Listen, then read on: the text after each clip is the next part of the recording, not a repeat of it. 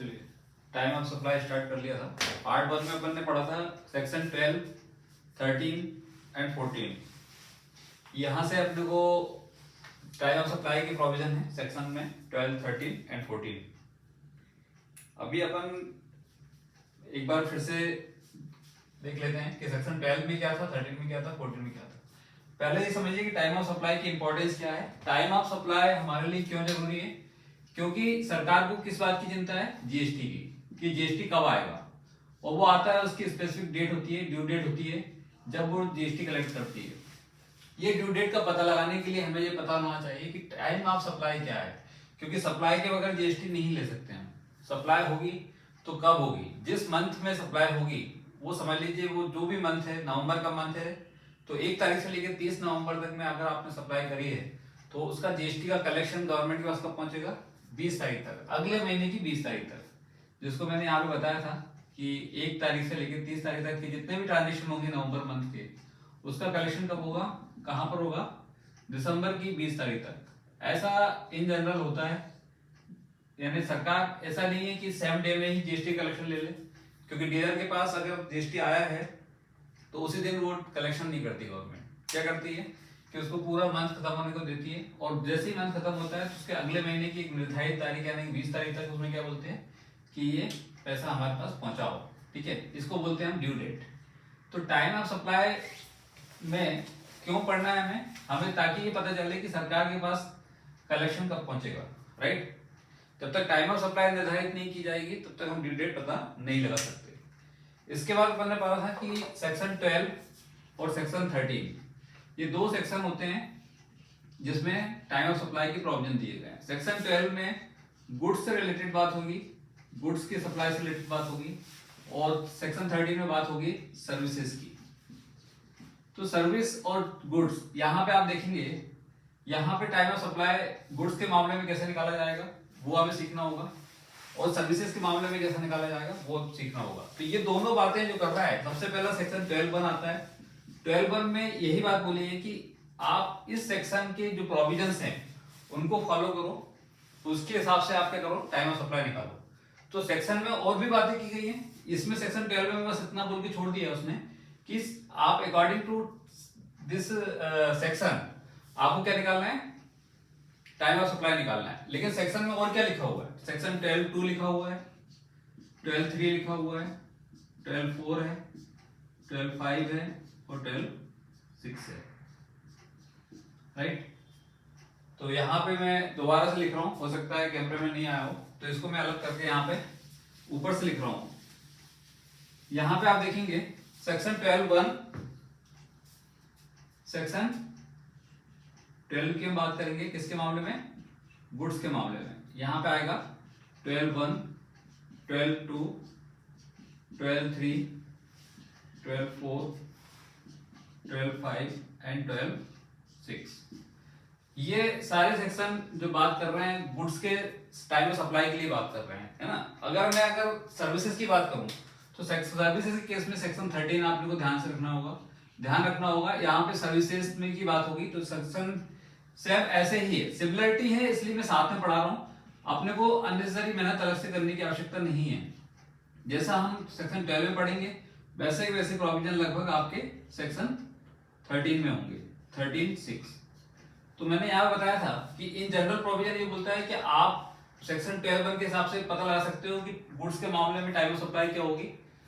आपको ये सेक्शन की जो प्रोविजंस हैं फॉलो करने होंगे। राइट, वैसे ही बात सेक्शन 13(1) भी कर रहा है कि सर्विसेज के मामले में टाइम ऑफ सप्लाई कैसे निकालेंगे। तो सेक्शन 13 में जो प्रोविजंस दिए हुए हैं वो आपको क्या करना पड़ेंगे, फॉलो करने होंगे। तो ये समझ लीजिए, तो सेक्शन 12(1) और 13(1) में कुछ ऐसा खास नहीं लिखा हुआ है। अब बात करते हैं सेक्शन 12(2) की। तो यहाँ पे बात आती है फॉरवर्ड चार्ज मैकेनिज्म के अंतर्गत, यानी कि फॉरवर्ड चार्ज मैकेनिज्म के अंतर्गत आपको टाइम ऑफ सप्लाई कैसे निकालनी है। ठीक है, और ऐसी ही बात 12(3) में लिखी हुई है कि आरसीएम के अंतर्गत आपको टाइम ऑफ सप्लाई कैसे निकालनी है। तो ये फॉरवर्ड चार्ज मैकेनिज्म क्या होता है? जहां पर सप्लायर रिसिपिएंट को गुड्स सप्लाई करता है और सप्लायर के ऊपर पूरी जिम्मेदारी होती है कि वो जीएसटी का पैसा सरकार के पास जमा कराए। जबकि आरसीएम में क्या होता है? सप्लायर रिसिपिएंट को जब गुड्स सप्लाई करता है तो रिसिपेंट की जिम्मेदारी होती है कि वो जीएसटी का पैसा सरकार के पास जमा कराए। तो दोनों ही केस में हम पढ़ेंगे कि टाइम ऑफ सप्लाई क्या होगी, राइट। इसके अलावा सेक्शन 12(4) में हम पढ़ेंगे वाउचर्स के केस में टाइम ऑफ सप्लाई कैसे निकालेंगे, या फिर सेक्शन 12(5) में पढ़ेंगे अदर केस में टाइम ऑफ सप्लाई कैसे निकालेंगे। इसके अलावा 12(6) में पढ़ेंगे हम कि एडिशनल पेमेंट के समय, एडिशनल पेमेंट क्या होता है, किस चीज का है, वो मैं अभी बता दूंगा। एडिशनल पेमेंट के समय टाइम ऑफ सप्लाई कैसे निकालें। सेम प्रोविजन सेक्शन 13 में भी लिखे हुए हैं। सेक्शन 13 में लिखा हुआ है कि फॉरवर्ड चार्ज मैकेनिज्म सेक्शन 13(5) में लिखा है कि इसके अंतर्गत सर्विसेज की टाइम सप्लाई कैसे निकालें, आरसीएम के अंतर्गत टाइम ऑफ सप्लाई कैसे निकालें, वाउचर्स के केस में टाइम ऑफ सप्लाई कैसे निकालें। ये सब बातें किसकी हो रही है, सर्विसेज के लिए, राइट। यहां पे लिखा हुआ है कि अदर केस में टाइम ऑफ सप्लाई कैसे निकालें, और इसके अलावा एडिशनल पेमेंट के केस में टाइम ऑफ सप्लाई कैसे निकालें। तो देखिए एक बार समझ लीजिएगा कि यहाँ पे टाइम से मतलब है, टाइम मतलब स्पेसिफिक डेट है ना। अब डेट का पता लगाना है तो हर एक ट्रांजेक्शन, चाहे उसका नेचर फॉरवर्ड चार्ज मैकेनिज्म का हो चाहे वो रिवर्स चार्ज मैकेनिज्म का हो, अपने को ये देखना होगा कि जैसे फॉरवर्ड चार्ज मैकेनिज्म के केस में यहाँ पे जो भी घटना हो रही है सप्लायर के एंड से देखेंगे, क्योंकि सप्लायर के व्यू से देखेंगे, क्योंकि जीएसटी का पैसा किसको जमा करना है, सप्लायर को करना है। तो इसके एंगल से देखेंगे तो सप्लायर के एंगल में देखिए तीन चीजें हो रही है। एक हो रहा है कि वो गुड्स को एक हो रहा है वो इनवॉइस इशू कर रहा है, एक इनवॉइस इशू कर रहा है, दूसरा वो गुड्स को रिमूव कर रहा है, राइट, गुड्स को रिमूव कर रहा है, और तीसरी घटना हो रही है वो पेमेंट कलेक्ट कर रहा है। तो तीन घटनाएं हो रही हैं यहाँ पर। आप अगर इन सब पे अगर फोकस करें तो फॉरवर्ड चार्ज मैकेनिज्म का जो प्रिंसिपल है वो ये बोल रहा है कि आपको यहाँ पे तीन चीजें फोकस करनी होंगी। डेट ऑफ इनवॉइस, क्या बोला मैंने, डेट ऑफ इनवॉइस, दूसरा लास्ट डेट ऑफ इनवॉइस, मतलब कि देखिए मैंने आपको बताया था गुड्स के मामले में कि गुड्स बिना इनका जब रिमूवल होता है तो उसका इनवॉइस इशू किए बगैर नहीं किया जा सकता। यानी कि अगर आपने इनवॉइस बना के रखा तो अच्छी बात है, वो डेट ऑफ इनवॉइस हो जाएगा, लेकिन जब आप रिमूव करोगे गुड्स को तो उस समय इनवॉइस बनाना बहुत जरूरी है। इसीलिए हम उसको बोलते हैं कि रिमूवल की जो डेट होती है उसको हम बोलते हैं लास्ट डेट ऑफ इनवॉइस। उसके बाद इशू नहीं कर सकते। आप देखिएगा लोग अगर बिना इनवॉइस के इशू कर देना तो वो गुड्स जो होगा ना इलीगल हो जाएगा, एक तरह से सप्लाई जो होगी ना इलीगल हो जाएगी। क्योंकि अगर रास्ते में किसी ने पकड़ लिया ना, जीएसटी इंस्पेक्टर ने या ऑफिसर ने, तो वो उसको कॉन्फिस्केट कर लेगा और उस पर पेनल्टी वगैरह सब ठोकेगा। इसलिए यहाँ पे दो डेट हो जाएगी, एक डेट ऑफ इनवॉइस और एक आएगी लास्ट डेट ऑफ इनवॉइस, और एक डेट और होती है, बताओ कौन सी, डेट ऑफ पेमेंट, तीसरा होता है डेट ऑफ पेमेंट।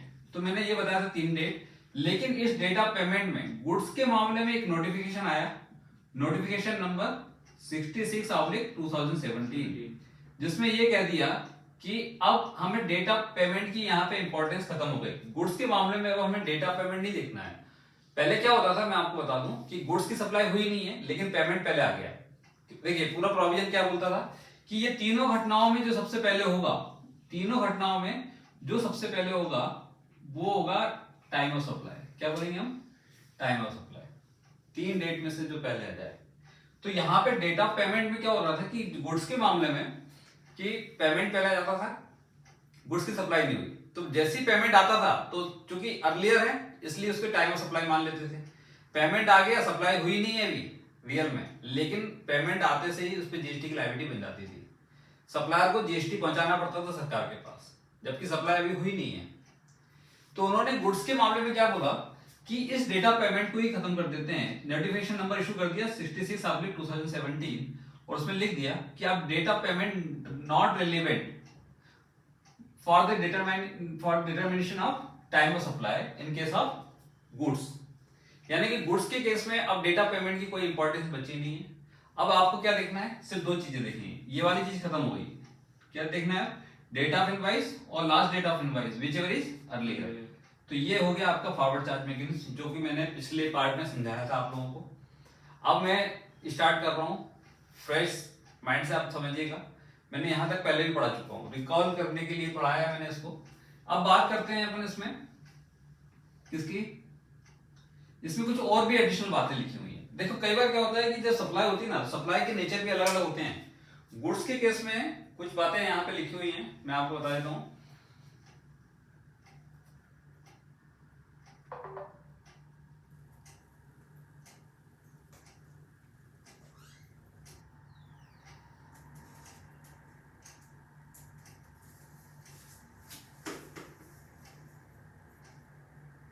देखिए यहाँ पे लिखा हुआ है कि अगर मान लो आप गुड्स के सप्लाई कर रहे हो तो गुड्स की सप्लाई दो प्रकार से हो सकती है। इसमें एक मूवमेंट हो, मूवमेंट का मतलब होता है कि एक जगह से गुड्स उठकर दूसरी जगह जाएगा, इसको बोलते हैं मूवमेंट होना, राइट। यानी कि सप्लायर के यहाँ से अगर वो रिसिपिएंट के पास जाएगा तो मूवमेंट हो रहा है कि नहीं हो रहा है। अगर मूवमेंट हो रहा है तो removal of goods for the supply to the recipient, वहां पे आपको टैक्स इनवॉइस इशू करना पड़ता है। टैक्स इनवॉइस इशू करने के लिए सेक्शन 31 पे आपको जाना पड़ेगा, राइट। यहाँ पे मैंने आपको एक चैप्टर हुआ करता है जो सबसे लास्ट में पढ़ेंगे, डेट ऑफ इनवॉइस, यानी कि इनवॉइस कब इशू कर सकते हैं हम। तो इनवॉइस की डेट, क्योंकि अब यहाँ पे लिखा है ना डेट ऑफ इनवॉइस, अपनी मनमर्जी थोड़ी ना है कि कभी भी इशू कर दो, कहीं ना कोई तो लिखा होगा। तो सेक्शन 31 में लिखा हुआ है कि इनवॉइस कब इशू कर सकते हैं। अगर गुड्स का रिमूवल हो रहा है, समझिएगा मूवमेंट हो रहा है, सॉरी मूवमेंट हो रहा है, तो मूवमेंट के समय, ठीक है, removal of goods for supply to the recipient, आपको इनवॉइस इशू करना ही पड़ेगा, राइट। और अगर मान लो गुड्स का मूवमेंट नहीं हो रहा है, तो जैसे मान लो मैंने एक जनरेटर है जो कि मैंने भोपाल में, मेरा खुद का जनरेटर है, ठीक है, सप्लायर हूं मैं, लेकिन मैंने इसको रेंट पे देकर रखा है। जिसको रेंट पे देकर रखा है उस जनरेटर को, अब वो रेंट जिसके पास भी वो बंदा क्या बोलता है कि भाई साहब जो मैं रेंट पे यूज कर रहा हूँ ना आपका जनरेटर, वो मुझे आप सेल कर दीजिए। अब मैं आपको रेंट नहीं देता, अब मैं खरीद लेता हूँ उस चीज को, और मैं भी एग्री हो गया, मैंने बोला ठीक है भाई, अब मैं बार बार रेंट लेने से अच्छा मैं एक काम करता हूँ, जनरेटर आप ही रख लो, उसी के पास है, वो उसी के पास है, लेकिन मैंने ये बात बोल दी कि अब आप रख लो। तो यहाँ पे देखिएगा गुड्स की सप्लाई तो हुई है, क्योंकि वो मेरा जो टाइटल था वहां से चला गया, रिसिपिएंट का टाइटल बन गया वहां पर, राइट। लेकिन क्या यहाँ पे कोई मूवमेंट हुआ है क्या? यहाँ पे कोई मूवमेंट नहीं हुआ। तो उन्होंने बोला है कि आपको इनवॉइस कब इशू करना है, जब उस गुड्स को डिलीवर किया है या फिर अवेलेबल करा दिया आपके लिए, ठीक है। डिलीवर्ड का मतलब ये नहीं कि आपने उसको मूव कराया, डिलीवर्ड का मतलब यहाँ पर है कि आपने बोल दिया ओके ये आपका हो गया। तो इसको आप समझ सकते हैं, इसको बोलते हैं delivery of goods or making available thereof to the recipient.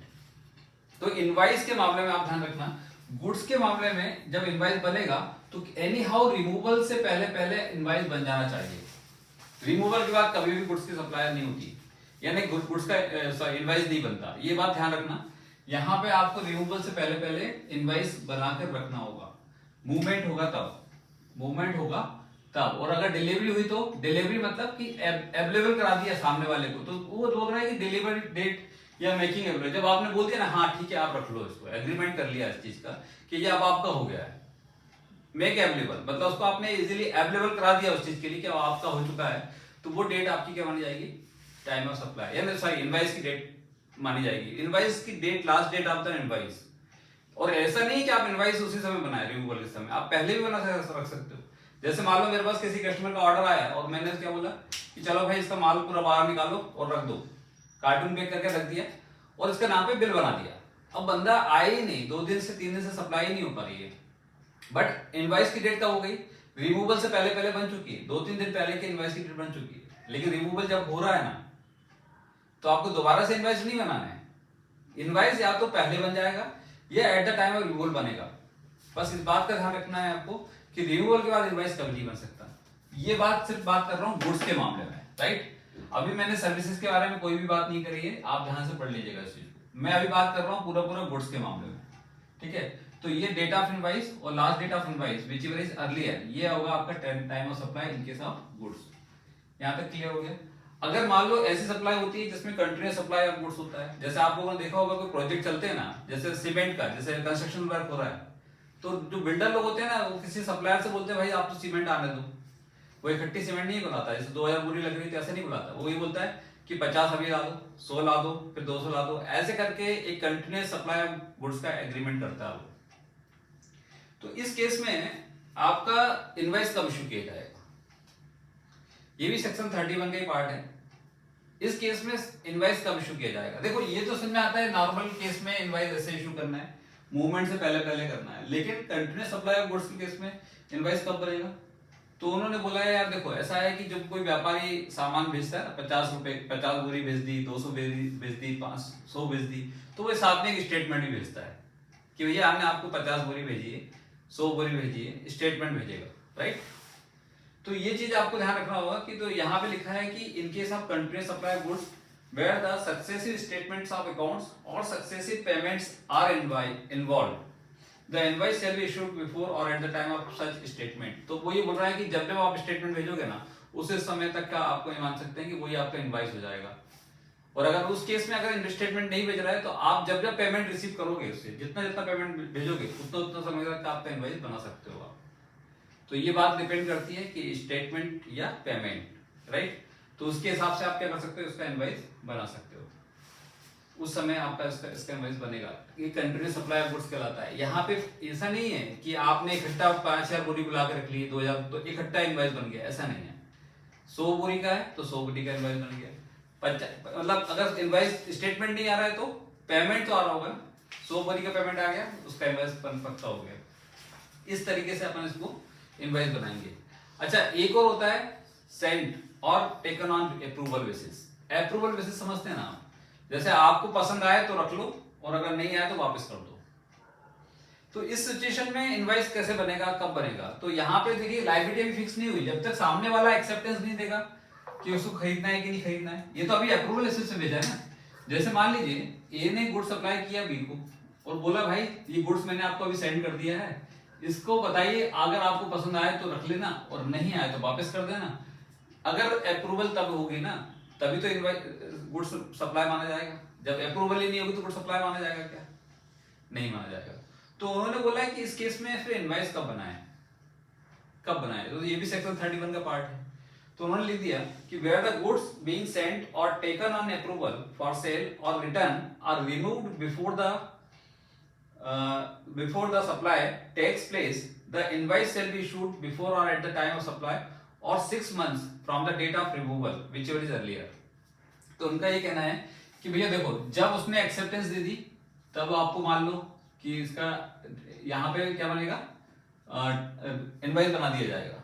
जैसे इनवॉइस के हो सकता है वो 10 दिन बाद दे, 15 दिन बाद दे, 1 महीने बाद दे, तो जब भी देगा वो एक्सेप्टेंस तब उसका इनवॉइस अपन बना देंगे। लेकिन कई बार ऐसा भी होता है कि वो एक्सेप्टेंस ही नहीं दे रहे हैं, सामने वाला वो एक्सेप्टेंस ही नहीं दे रहा है, रख लिया गुड्स। अब इस केस में देखिए ए ने भी कुछ नहीं बोला, बी भी एक्सेप्टेंस नहीं दे रहा है, लेकिन सरकार ये बोल रही है कि इससे तो मेरा नुकसान हो जाएगा। ऐसे तो आप खेल लोगे, नहीं हो जाएगा कि भैया एक काम करो यार, जब तक देखो सप्लाई फिक्स नहीं होगी तब तक जीएसटी लगेगा नहीं, और जब तक जीएसटी लगेगा नहीं तो सरकार के पास जीएसटी पहुंचेगा नहीं। तो उन्होंने बोला भाई देखो तुम लोग ए और बी आपस में जो भी करो करो, लेकिन मैं 6 महीने ज्यादा वेट नहीं करूंगी। यानी कि सरकार ये बोल रही है कि 6 महीने ज्यादा मैं वेट नहीं कर सकती। तो आप एक काम करो, यहाँ पे 2 पॉइंट निकलेंगे, ए वाला और बी वाला। अगर आपने 6 महीने से पहले एक्सेप्टेंस दे दिया तो वो इनवॉइस की डेट मान ली जाएंगे, वहां पे इनवॉइस बना लेना। लेकिन नहीं हो तो फिर 6 मंथ तक का मैं आपको समय दूंगा, और 6 मंथ तक नहीं मिला तो जहां पे 6 मंथ एंड होगा वहां पे आपको इनवॉइस इशू करना ही पड़ेगा। बात समझ आ रहा है। तो यहाँ पे देखिएगा where the goods being sent or taken on approval for sale or return are removed before the supply takes place, the invoice shall be issued before or at the time of supply और 6 month from the date of removal. यानी जब उसने remove किया था वहां से 6 month count कर लो, right. तो वहां पे लिख दिया उन्होंने सप्लाई और 6 month from the date of removal whichever is earlier, whichever is earlier. आप लोग देखेंगे टाइम ऑफ सप्लाई के केस में मैक्सिमम चीजें सब ना अर्लियर वाली बातें ज्यादा है, क्योंकि सरकार को जल्दी है, सरकार को जल्दी है कि जीएसटी उसके पास जल्दी से जल्दी पहुंचे, राइट। तो इस पॉइंट को आप ध्यान से पढ़ लीजिएगा। और इसके बाद उन्होंने नीचे एक डायग्राम बना के दिया हुआ है, इसको आप पढ़ लीजिएगा, ये सब पढ़ा दिया है मैंने। सेक्शन 12 को समराइज कर दिया उन्होंने कि अगर मान लो सप्लाई इन्वॉल्व्स मूवमेंट है, यस अगर है तो 2 डेट होंगी, डेट ऑफ इनवॉइस ये वाली और the date of removal of goods for supply. क्योंकि लास्ट डेट आपको निकालनी है, लास्ट डेट किस निकलेगी, जब मूवमेंट होगा तो रिमूवल की डेट, राइट। लेकिन अगर मान लो मूवमेंट नहीं है तो डेट ऑफ इनवॉइस वैसे वैसे रहेगा और delivery, date of delivery of goods or making available to the recipient. बस वर्ड का खेल है, बस शब्दों का खेल है। मूवमेंट है तो रिमूवल वर्ड यूज करना है, और अगर मूवमेंट नहीं है तो डिलीवरी वर्ड यूज करना है। बस इतना ही फर्क है, बाकी और कोई दिक्कत नहीं है। तो यहां पर जाकर सेक्शन 12 यहाँ पे आपका खत्म होता है। यहाँ पे एग्जाम्पल के लिए कुछ आपको इलस्ट्रेशन दिए हुए, इसको आप पढ़िएगा। देखो क्या है, पहले मैं बताते जा रहा हूँ, आप बताते जाएगा इसका आंसर। इनवॉइस इशू किया है 15 अप्रैल 2022 को, रिमूवल हुआ है गुड्स का 20 अप्रैल 2022 को, सुन रहे हैं आप। इनवॉइस हुआ है 15 अप्रैल 2022 को और रिमूवल हुआ है 20 अप्रैल 2022 को, और गुड्स मेड अवेलेबल ऑन 20 अप्रैल 2022 और पेमेंट रिसीव हुआ है 19/4/2022, तो टाइम ऑफ सप्लाई क्या होगी आप समझ रहे हैं।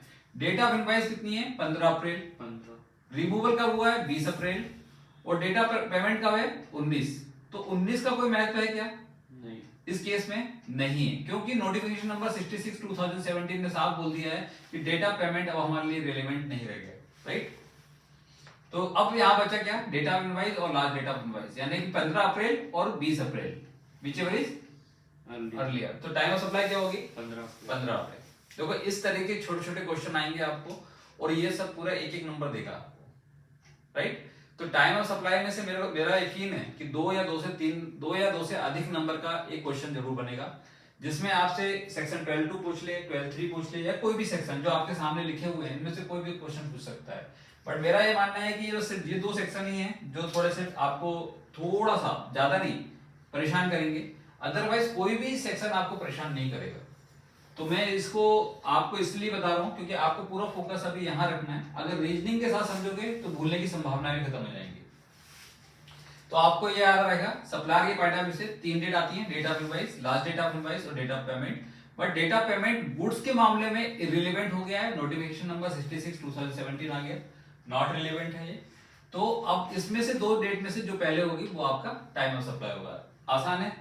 चलिए सेकंड क्वेश्चन देखिए, डेट ऑफ इनवॉइस है आपकी इश्यू करने की 15 मई 2022, रिमूवल की डेट है 20 अप्रैल 2022।